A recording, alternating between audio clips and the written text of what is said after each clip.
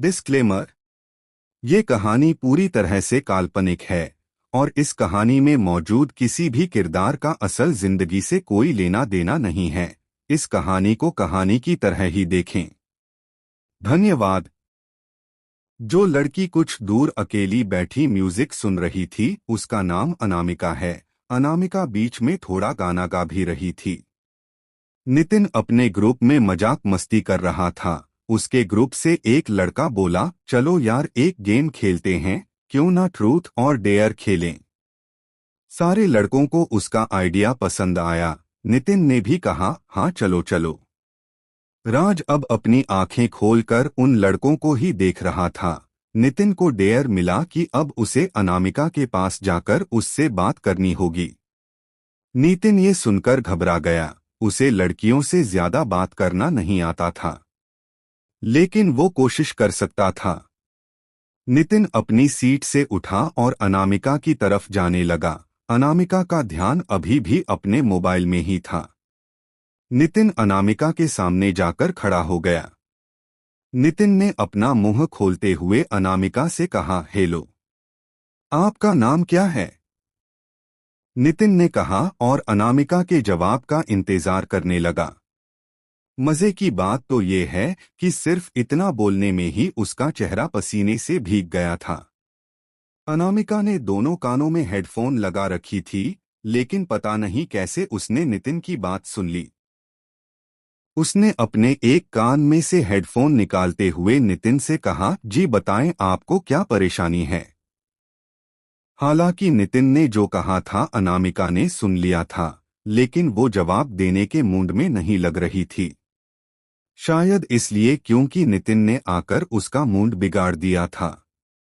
नितिन ने अपनी बात दोहराते हुए एक बार फिर अनामिका से पूछा, आपका नाम क्या है? अनामिका ने गुस्से में झुंझलाते हुए कहा, तुम क्या करोगे मेरा नाम जानकर?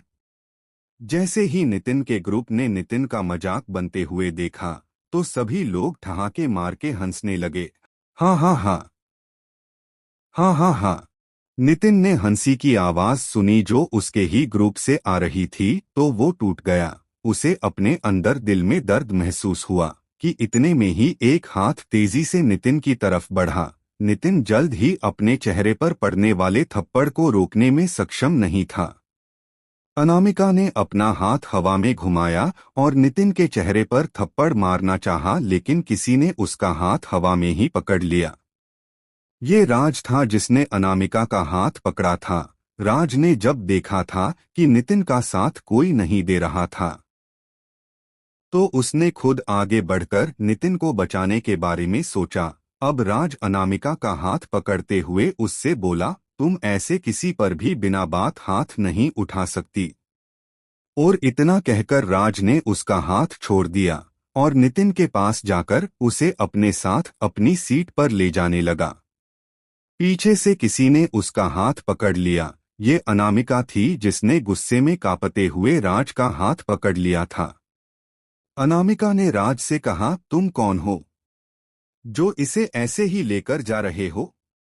राज ने अपना हाथ छुड़ाते हुए अनामिका से कहा, देखो तुम एक लड़की हो, तो इसका मतलब ये नहीं कि तुम जो चाहे वो कर सकती हो, और इस बेचारे को सिर्फ डेयर मिला था तुमसे बात करने का। इसमें इतना ओवररिएक्ट करने की क्या जरूरत है? अनामिका ने राज का हाथ छोड़ दिया और आगे कुछ नहीं कहा। बस मुंह में ही हल्की आवाज में बड़बड़ाई और जाकर अपनी सीट पर बैठ गई। राज ने नितिन से पूछा, तुम ऐसे लोगों के साथ क्यों रहते हो जो तुम्हें फंसाकर खुद हंसते हो? नितिन अब शांत हो गया और उसने आराम से कहा, क्योंकि मेरा इनके अलावा कोई और दोस्त नहीं है। नितिन एक मजाकिया छोटा लड़का था। वो था तो 17 साल का, लेकिन उसकी लंबाई छोटी थी। उसने अपने चेहरे पर बड़ा सा चश्मा लगा रखा था और उसके भूरे बाल थे जो उसने पीछे कर रखे थे। उसके बाल कानों से नीचे तक थे। कुछ देर बाद ट्रेन लगातार चलती रही। लगभग रात का 1 बज रहा था। राज की नींद खुली। उसने देखा सभी लोग सो रहे हैं। नितिन और विजय एक सीट पर बैठे पीछे टिककर सो रहे थे। राज उनके सामने की सीट पर बैठा हुआ था। उसकी बगल में एक बूढ़ा आदमी बैठा हुआ था। जो अकेला इंसान अभी तक जाग रहा था वो अनामिका थी, जो लगातार अपने मोबाइल से चिपकी हुई थी। राज को थोड़ा अजीब तो लगा कि आखिर जब से वो ट्रेन में आया था तब से ये लड़की अपने फोन से चिपकी हुई थी। उसने ज्यादा ध्यान नहीं दिया और अपनी सीट से उठकर थोड़ा आगे ट्रेन के इस डिब्बे के दरवाजे की तरफ जाकर खड़ा हो गया। उसके पीछे से एक आवाज आई, ये अनामिका की आवाज थी। अनामिका ने कहा, आखिर तुम किस तरह के इंसान हो? तुम लोगों को ऐसे कब तक बचाओगे?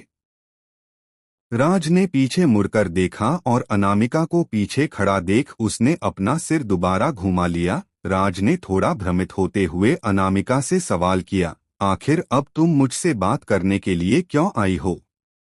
और मैं तो तुम्हें जानता भी नहीं। अनामिका ने राज के सवाल का जवाब देने की जगह खुद एक सवाल दाग दिया। अनामिका ने कहा, क्या तुम भूल चुके हो कि मैं कौन हूं? क्या तुम्हें बिल्कुल भी याद नहीं? जिस पर राज ने कोई जवाब नहीं दिया और दरवाजे से बाहर देखता रहा।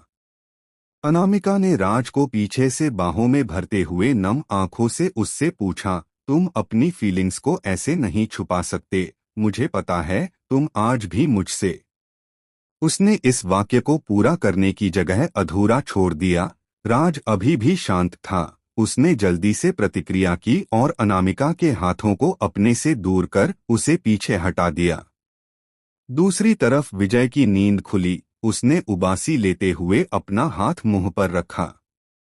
विजय को बाहर से कुछ आवाज आ रही थी, जिससे उसकी नींद खुली थी। क्या राज है अनामिका का? आखिर क्या रिश्ता है राज और अनामिका का? क्या विजय जान जाएगा इन दोनों का राज? क्या विजय इन्हें एक साथ देख लेगा? कौन सी चुनौतियां इंतजार कर रही हैं इन सब का? जानने के लिए सुनते रहिए इस कहानी ज़ोंबी वॉर को।